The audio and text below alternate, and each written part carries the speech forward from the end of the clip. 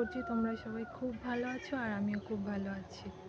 আর আমার চ্যানেলে তোমাদের সবাইকে স্বাগত জানিয়ে শুরু করছি আজকে নতুন একটি ব্লগ। দেখতেই পাচ্ছ সকাল সকাল উঠে পড়েছি, ছাদে চলে এসেছি। আর আজকে সরস্বতী পূজা আর তার উপরে আছে ভ্যালেন্টাইন ডে। আর আমার ভ্যালেন্টাইনটা দূরে গিয়ে বসে আছে, তাই আমার মুডে 12টা বেজে আছে। কিন্তু কি আর করা যাবে বলো, তো কাজ করে, কাজের জন্য ওকে বাইরে যেতে হয়েছে, কিছু করার নেই। আর এবছর সরস্বতী পুজোয় বেরোতে পারবো না ভেবে একটু খারাপ লাগছে। কি করব কি না করব ভেবে পাচ্ছিলাম না। বোন কিন্তু বলেছিল আমাকে যাবার জন্য, গেলে হতো, কিন্তু ও নেই বলে আমার ভালো লাগছে না, কোথাও যাওয়াও হবে না। ওই জন্যে দেখি আজকে সারাদিন কি হয়, কি ঘটে আমার সাথে। ভেবেছিলাম এক, হচ্ছে আর এক। ওই জন্য বলে না, আগে থাকতে কিছু প্ল্যান করতে নেই, ভাল লাগে না। দেখো আজকে সারাদিন কি করি। আর এখন বাজে 8টা, এখন থেকেই শুরু করছি ব্লগটি, দেখতে থাকো। তো চলো। আর সকালবেলা উঠে পড়েই আগে আমি না বিছানাটা গুছিয়ে নিই, তারপর বাসি কাজ সারি, নাহলে আমার কেমন একটা যেন হয়, ভালো লাগে না ঠিক। ওই জন্য আগে থাকতে বিছানাটা গুছিয়ে নিয়েছিলাম। যেহেতু আমার বর নেই, তাই আজকে আর মশারি আমি খাটিয়ে শুইনি, এমনিই শুয়েছিলাম, মশারিটা ওখানেই ছিল রাখা। আর যেহেতু ঠান্ডার সময়, ওই জন্যে কম্বল চাপা দিয়ে আমি গুটি সুটি মেরে শুয়ে পড়ি, মশারিটা আর খাটানোর প্রয়োজন হয়নি। আর ও থাকলে না মশারি খাটাতেই হবে, নাহলে যদি কোনো পোকামাকড় ঢুকে যায়, এটাই ভয়। আর হ্যাঁ, মাঝে মাঝে তো ইঁদুর খড়খড় করে আওয়াজ করে ঘরের ভিতরে, সেই জন্য আমি একটু ভয়ও পাই, তাও খাটাইনি, বললাম থাকবে, আর ভালো লাগছিল না, সেই জন্য আর খাটানো হয়নি। আর বিছানাটা না একটু আমি ঝেড়েই নিই, বিছানা গুছোবার পরে, না হলে যেন মনে হয় কি করে, ওই জন্যে বিছানাটা ঝেড়ে নিচ্ছিলাম। আর হ্যাঁ, আমার ঘরে আলমারি আছে কিন্তু ড্রেসিং টেবিল নেই, ভগবান দিন দিলে সেটাও ঠিক একদিন আমি কিনে নিতে পারবো, আশা করছি, দেখাই যাক কবে হয়। তারপরে ঝাঁট দিয়ে নিচ্ছিলাম, তারপরে ঝাঁট দিয়ে, কারণ হচ্ছে কি আমাকে আবার বাসন মাজতে যেতে হবে, বাসন টাসন মেজে না হলে কাজ না সেরে কোনো কিছু তো হাত দিতেও পারবো না। না, সকালবেলা যে এত কাজ ভেবেই পান। আজকে হ্যাঁ, আজকে আর বাসনটা আমাকে মাজতে যেতে হয়নি, মা মেজে এনেছিল, কারণ মার একটু কাজ কম ছিল, সেই জন্য আজকে মা তাড়াতাড়ি উঠে বাসনটা মেজে রেখে দিয়েছিল, আমি উপর করে দিচ্ছিলাম। না হলে জলগুলো না ঝরালে না, বাসন এমনি রেখে দিলে জং মতো এসে যায়, সেই জন্য আমি উপর করে রেখে দিচ্ছিলাম। আর মা তো প্রতিদিন যায় না, আমাদের তো সংসারে সেইভাবে কোনো কাজ নেই, যার যখন সময় হয় সে তখন সেই কাজটাই করে নিই, যে মাকে ওটা করতে হবে, আমার এটা করতে হবে, এরকম কোনো ফিক্সড করা নেই যে মার ওটা না করলে আমায় কেমন করবে, বা আমি ওটা না করলে মা আমাকে বকবে, সেরকম ব্যাপার নয়, যার যখন যেরকম সময় হয় সেই রকমভাবেই কাজ গুছিয়ে নিই আমরা। শাশুড়ি মা আমাকে কিছুই বলে না, কিন্তু কখনো সেইভাবে খোঁটা দেয় না যে তুমি এটা করোনি কেন, করতেই হবে, সেইভাবে কোনো কিছু। এই শ্বশুরবাড়ি আসার পর থেকে আমাকে তো এখনও অবধি কোনো কিছু শুনতে হয়নি, জানি না পরবর্তীকালে কি হবে, দেখাই যাক। যদি কিছু হয় অবশ্যই তোমাদের সাথে শেয়ার করব, ভালোটা যখন শেয়ার করি, খারাপটা তো অবশ্যই। বাসনগুলো উপর করা মোটামুটি হয়ে এসছে, এবারে হচ্ছে কি ব্রাশটা করে নেবো আমি, তা না হলে আমার তো আবার একটু ঘুম থেকে উঠে না জল খাওয়ার অভ্যাস আছে, না হলে ঠিক যেন কেমন একটা হয়।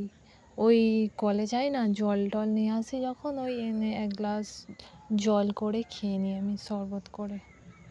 বাসনগুলো দেখো সাইজ করে কি সুন্দর গুছিয়ে রাখছি আমি, কমপ্লিট হলো সব, গুছিয়ে রাখতে একটু সময় লাগে এই আর কি। তারপর রাতের বাসন তো যা খাওয়া হয় আমরা বেসিনেই রেখে দিই, সকাল হলে ওই ঘাট থেকেই মেজে আনি, যেহেতু আমাদের এখানে ঘাট কাছাকাছি আর কি, সেই জন্য। তারপরে একসাথেই বাসন আর জামা কাপড় নিয়ে গিয়েছিলাম, একসাথেই ধুয়ে এনেছি, বাসনগুলোও মেজে আনলাম, আর হচ্ছে গিয়ে জামা কাপড়ও কেচে আনলাম, একসাথে দুটো কাজই সারা হয়ে যায়। যেহেতু আজকে মা ঘাটে বাসন নিয়ে গেছে, সেই জন্য আমি জামা কাপড়টা কেচে নিয়েছিলাম। দেখতে পাচ্ছ জামা কাপড়গুলো এবার মেলে দিচ্ছি। আজকে সেইভাবে কোনো জামা কাপড় কাচার বেশি কিছু পড়েনি, যেহেতু আমার বর নেই এখন, সেই জন্যে আমার শাড়িটা কেচে দিলে আর বাবার একটা লুঙ্গি আর মায়ের শাড়ি এইসব কেচে নিয়ে কমপ্লিট হয়ে রবিবার হলে যেন যত কাজ যা পড়ে একেবারে মানে বসার সময় নেই, এত কাজে যেন ছাদের ওপর মেলা হয়। আমার বর তো বলে যেন বিয়েবাড়ির অনুষ্ঠান হচ্ছে, তাই এত জামা কাপড় কাচা। সত্যি তাই, কিছু করার নেই, প্রত্যেক সপ্তাহের জিনিস বলে কথা। তারপর ব্রাশটা করে নিচ্ছিলাম, বেশি নেই মুখ দিয়ে নিচ্ছিলাম, কলে গিয়ে আর মুখ ব্রাশ করতে ভালো লাগছিল না, সেই জন্য। নাহলে আমি কল থেকেই ব্রাশ করে আসি বেশিরভাগ সময়, জল নিয়ে আসি একেবারে ব্রাশটাও করে নিই, না হলে আবার জল আনো এই করো, ভালো লাগে না।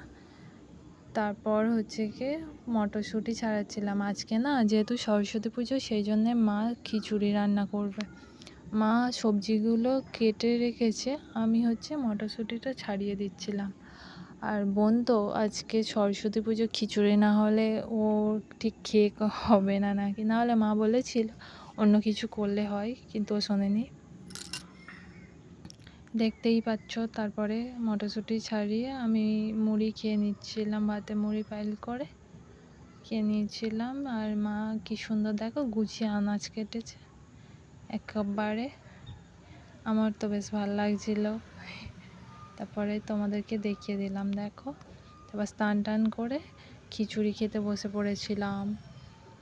বোনও ছিল, বোন ওই দিকটাই বসেছিল, দেখাতে পারিনি, বাবা ছিল যেহেতু।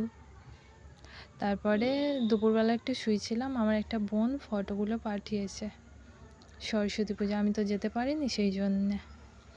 তারপর ঘুম থেকে উঠে আমাদের না এখানে নিয়ম আছে, ষষ্ঠীতে ওই গোটা চচ্চড়ি বলে, মোটামুটি ওই 9টা সিম, 9টা বেগুন, 9টা আলু, যা যা সবজি আছে ওই 9টা করে দেবে। আর শাকটা একটু বেশি বেশি দিতে হয় আর কি। দেখো কত শাক এনেছে, মা আমাকে বাছতে বলেছিল পোকা আছে কি না। তারপর ওই আর কি একটু খারাপ পাতা হয় না, সেইগুলো ফেলে দিতে হবে, ওই জন্যে বাছতে দিয়েছিল। আর আমাদেরকে এই শাকগুলো সেই হচ্ছে কি আমার একটা কাকা শ্বশুরদের বাড়ি থেকে নিয়ে এসেছিলো, মা দিয়েছিল, তাদের তো চাষ করেছিল, সেই জন্য এতটা শাক। দেখো মোট 5 আঁটি শাক, কাটতে সময় হয়ে যাচ্ছে। এদিকে তো দেরি হয়ে যাচ্ছিল, মা বলছিল যে তাড়াতাড়ি কেটে নাও। দেখো গল্প করতে করতে কাজগুলো কি সুন্দর সারা হয়ে যায়, তাই না? তোমরা কি করো আমাকে একটু বলো, কিন্তু কমেন্ট করে জানিও তোমরা। আর ওই পাকা হলুদ যে পাতাগুলো আছে ওইগুলোও বাদ দিয়ে দিচ্ছিলাম। মোটামুটি হয়ে এসছে, আর খানিকটা বাকি আছে, সেটা কাটলে হয়ে যাবে ভালো করে। আমি একটু বেছে দিলে মার একটু সুবিধা হয়, কি না হলে মার একা কতক্ষণ ধরে বাছবে বলো। আর মায়ের না একে কোমরে খুব ব্যথা, উনি কোমরের জন্য বেশিক্ষণ বসেও থাকতে পারে না, ওই জন্য আমি একটু বেছে দিলে মায়ের একটু কষ্টটা কম হয়, সেই জন্য একটু মাকে হেল্প করে দিচ্ছিলাম। আর মা না গুছিয়ে ভালো করে হেবি সুন্দর সবজিও কাটতে পারে, তোমাদের তো দেখালাম ফুলকপি, তারপর বিট গাজর কি সুন্দর করে কেটেছিল। আর রান্নাটা মা খুব ভালো করে, আমার তো না দারুণ লাগে। আমি না রান্না করতে ভালো পারি না, সে নিয়ে অবশ্য কিছু বলে না আমার শাশুড়ি মা, কি আর করা যাবে বলো, মোটামুটি চালিয়ে নেওয়ার মতো পারি, যেহেতু আমার ওই বাড়িতে করতে হতো, সেই জন্যে। আর শাক আনাজ সব ওর নিচেই আছে, তাও 1 গামলি হয়ে গেছে দেখো, সব শাক সবজি মিলিয়ে। আর ওই চুবড়িটাও ভর্তি হয়ে যাবে, এখনও এই কটা আছে, এই কটা ছাড়ালে কমপ্লিট। তারপর জামা কাপড়গুলো তুলে আনছিলাম, যেহেতু বিকাল হয়ে গেছে ওই জন্য তুলে আনলাম। আর আমার ভিডিও কেমন লেগেছে কমেন্ট করে জানিও, কিন্তু আর সাবস্ক্রাইব করে দিও চ্যানেলটি।